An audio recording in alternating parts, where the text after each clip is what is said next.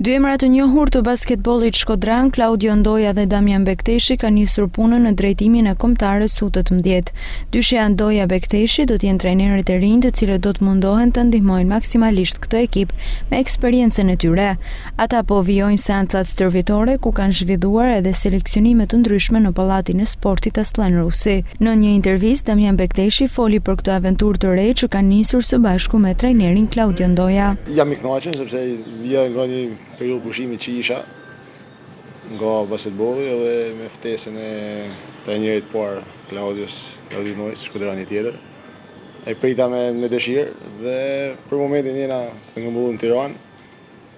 Vejojmë ata përgatitjet tona dhe nga dita nesërme se vitit të fillojnë në Shkodër.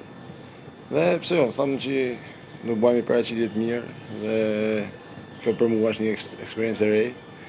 Nuk kisha kënë më përpara në pjesë e kombëtarëve, edhe pse ka disa vite që më ofrohen me kënë pjesë e tyre.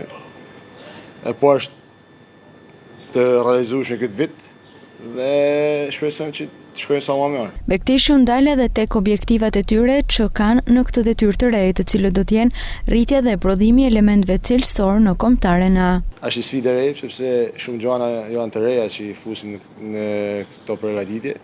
Por pas parasysh edhe nivelin e kampionatit shqiptar të U18-ve që nuk është për momentin aty ku duhet. Dhe kena pas shumë probleme te kjo drejtim.